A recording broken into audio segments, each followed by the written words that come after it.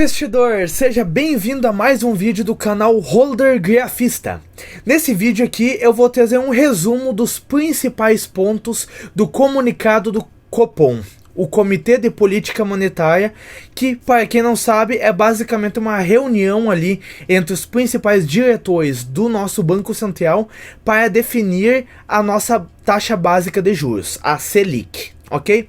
Essa reunião acontece a cada 45 dias e ela tem se tornado cada vez mais importante nesses últimos meses, porque o mercado inteiro está ansioso pelo início do ciclo de corte dessa taxa de juros, ou seja, dela começar a cair. E hoje, no dia de hoje, aconteceu a decisão de uma dessas reuniões do Copom, que foi, no caso, no dia de ontem e no dia de hoje.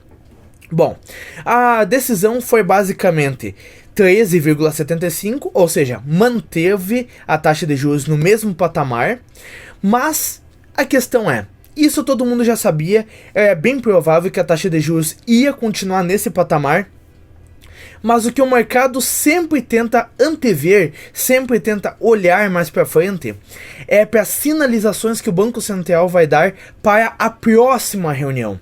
No caso, todo mundo, os principais economistas, o mercado em geral, estava de olho para ver as decisões que o Banco Central iria dar para a próxima reunião que vai acontecer em agosto. E qual que é as expectativas? Que o Banco Central ia dar uma sinalização clara de que em agosto vai iniciar um afrouxamento monetário. O primeiro corte da taxa ia acontecer em agosto e dali por diante ia começar a ocorrer mais cortes. Mas veremos mais para frente que isso não foi o que exatamente aconteceu, ok? Mas bom, alguns pontos que o Banco Central trouxe nessa comunicação, nesse comunicado aí que comunicou a decisão do Banco Central, foi basicamente o que? Ele abordou que lá no exterior a situação ainda segue um tanto quanto adversa, com os bancos centrais das principais economias, provavelmente estava fazendo referência principalmente ao Banco Central dos Estados Unidos e da União Europeia, comprometidos em combater a inflação, ou seja, lá nos Estados Unidos, por exemplo, o Banco Central lá, ele teve uma pequena parada, mas ele está sinalizando novos aumentos das taxas de juros, e o Banco da União Europeia, se eu não me engano, ele continua subindo essa taxa, ok? Enquanto que no Brasil, nós temos indicadores econômicos sinalizando desaceleração econômica para os próximos trimestres. Esse foi outro ponto que ele abordou, ou seja, de fato, a política monetária de manter as taxas de juros altas está gerando efeito na economia do Brasil e está desacelerando a economia. Isso, por um lado, é bom, porque acaba desacelerando a inflação também e diminuindo os riscos dela voltar a disparar, pelo menos num curto prazo de poucos anos. Outro ponto que ele citou nesse comunicado é que esse PIB do primeiro trimestre, Produto Interno Bruto do nosso país, que é a medição de toda a riqueza gerada dentro do nosso país, foi bem mais alto do que a expectativa, porque foi puxado pelo setor de agropecuária, ok? Que historicamente é um setor bem forte aqui dentro do nosso país e, nesse caso, foi o que carregou basicamente o PIB do nosso primeiro trimestre. Aí, ele citou que no segundo semestre desse ano nós devemos ter um aumento, uma volta do aumento da inflação. E por que isso acontece? Porque lá em julho, agosto e setembro do ano passado nós tivemos deflação, que foi naquele período lá em que o então presidente Bolsonaro baixou o preço da gasolina, fazendo com que isso reverberasse em várias outras áreas da nossa economia, gerando queda nos preços, porque com o preço do transporte se tornando mais baixo, isso acabou reverberando para o resto e gerando deflação nesses meses aí. E como no nosso índice inflacionário a gente pega sempre os últimos 12 meses, esses meses ainda não saíram da conta do índice de inflação atual. Ou seja, para nós termos uma noção mesmo de qual que é a inflação, digamos assim, mais real para o Banco Central ter uma noção melhor e poder começar a baixar a taxa de juros, aí esses meses vão ter que sair dessa conta, ok? Então, à medida que esses meses irem saindo dessa conta aí, a gente passando pelos meses de julho, agosto e setembro, é provável que o IPCA ele volte a subir. O IPCA é a nossa inflação. E foi isso que ele abordou quando ele citou que no segundo semestre desse ano a inflação ia voltar a subir. A expectativa do Boletim Focus, o Boletim Focus é basicamente um consenso ali que o Banco Central pega, uma pesquisa que ele faz entre várias instituições financeiras do Brasil, para a gente ter uma noção das expectativas dos principais economistas ali dessas instituições, e eles pegam a mediana dessas opiniões ali e publicam toda segunda-feira para a gente ter uma noção. Essas expectativas apresentadas nesse Boletim Focus são tanto para o PIB do país, como para a inflação, como para a Selic também, e ele aborda aqui que a expectativa para a inflação no Boletim Focus diminuiu da última reunião para cá para 5,1% de inflação em 2023 e 4% para 2024. Eu acabei de olhar, inclusive, lá no site deles, porque nós temos metas de inflação e o Banco Central ele basicamente aumenta ou diminui a taxa Selic para fazer com que a inflação convirja, esteja dentro dessa expectativa. E nós temos uma banda superior, que é o limite ali de inflação que nós podemos ter com base nessas regras, nessas limitações de inflação que essa instituição aí acabou definindo para nós. E com base nessas expectativas do Boletim Focus, no ano nós ainda temos inflação acima do teto, que é de 4,75, enquanto que a expectativa é de 5,1, e já para o ano que vem aí teremos uma inflação já dentro da meta, que o teto da meta ali é 4,5%, enquanto que a expectativa já caiu para 4%. Então, é mais um ponto que acaba corroborando para que o Banco Central possa começar a baixar a taxa de juros logo. Porque eu vou tentar não me prolongar muito com esse vídeo aqui, que eu acabo me empolgando com esses assuntos, mas o que acontece? As decisões que o Banco Central toma através do Copom, elas vão reverberar, ou seja, vão ter consequências na economia pelo menos uns 8 meses para frente. Elas têm esse delay e acontece de 8 a 12 meses depois, assim. Por isso que quando nos comunicados o Banco Central cita horizonte relevante, eles já estão olhando lá para frente, quando essas decisões que eles estão tomando agora vão de fato gerar consequências. Então, basicamente, o Banco Central ele não está mais olhando para 2023. O que ele fazer agora dificilmente vai impactar de alguma maneira na economia ainda em 2023. Ele já está olhando lá para 2024. E as expectativas de inflação para 2024 já estão dentro dessa meta. Então, pode ser que comece a ter uma flexibilização, uma tranquilidade para que ele possa sim começar a baixar a taxa de juros. Mas ele cita nesse comunicado que nós ainda temos riscos de alta da inflação e também de baixa da inflação. Não vou citar aqui bem certinho cada um desses riscos, que é para o vídeo não ficar muito longo. Mas esse é um ponto que a gente tem que se atentar. O Banco Central ele ainda vê riscos nos dois pontos. No caso, um risco negativo, que é o de alta da inflação, e outros riscos positivos, que é de baixa. Ok? Manter a Selic no patamar é compatível com o cumprimento da meta. O que o Banco Central citou? Citou mais ou menos essa frase que eu acabei de falar agora.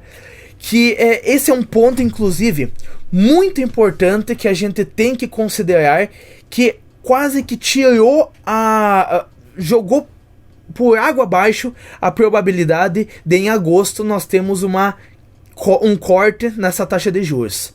Ele acabou de citar que essa estratégia de manter a taxa de juros nesse mesmo patamar, ela é totalmente compatível com o momento atual que nós estamos vivendo.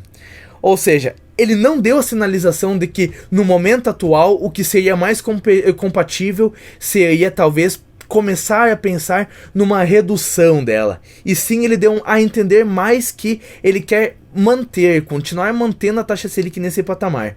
Ou seja, pode ser que isso acabe frustrando os mercados e a partir de amanhã, no dia seguinte ao do resultado do Copom, os mercados comecem a cair um tanto quanto decepcionados principalmente com essa frase aqui.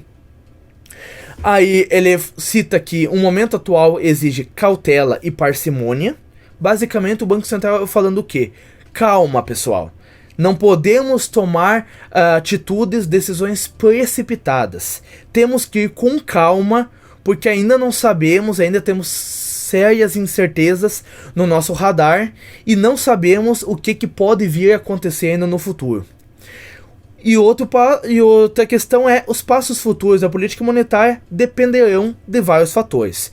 Entre os setores ali que ele citou, basicamente são os que o Banco Central sempre cita, como por exemplo, dinâmica inflacionária, que é basicamente como a inflação irá se comportar nesses próximos meses, se vai convergir de acordo com as expectativas mais positivas que o Banco Central tem para se manter dentro daquela meta dele lá.